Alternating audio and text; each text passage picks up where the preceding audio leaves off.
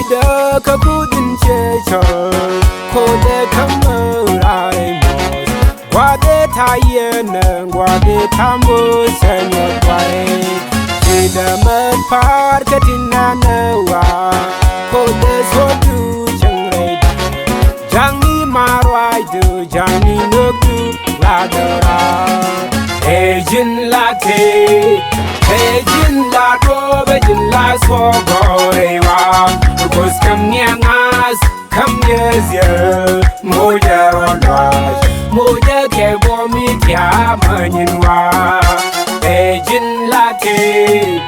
Ejin la do bejin la sogorewa Kus kam nyangas kam yezye moja rondosh Moja ke bomi tia manyenwa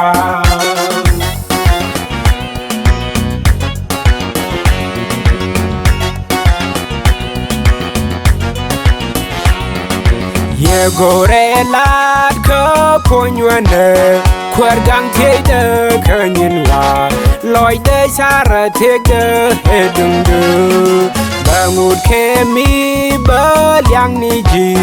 kamin kanye danilong hen baji gor baji liya gwam nindia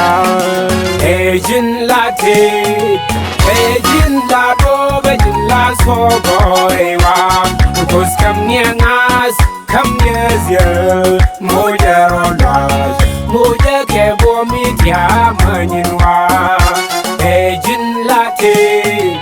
ejin lado bejin la sogorewa kus kam nyangas kam yezye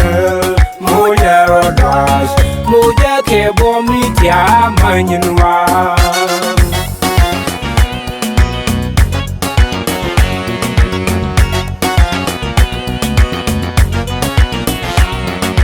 Lamne ngadan ka konya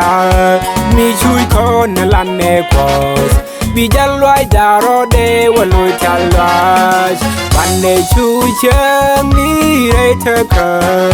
mi selya ka saleje ka banne chu thake ke ye chu ejin late ejin la do bejin la so gorewa kus kam nyangas kam yezye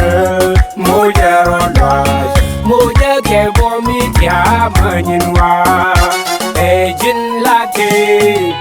ejin la do bejin la so gorewa kus kam nyangas kam yezye moja rondosh moja ke bomi tia manyenwa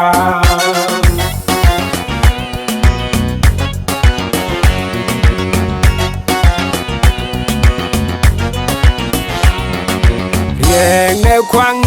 meten yamdan kwang ne mun mi chebisu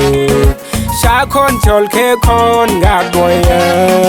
kan ne sebye kami la roi kos mi wana nyam kenu roi de banne chengre ma le kenango ejin late ejin la do bejin la so gorewa kus kam nyangas kam yezye moja rondosh moja ke bomi tia manyenwa ejin late ejin la do bejin la so gorewa kus kam nyangas kam yezye moja rondosh moja ke bomi tia manyenwa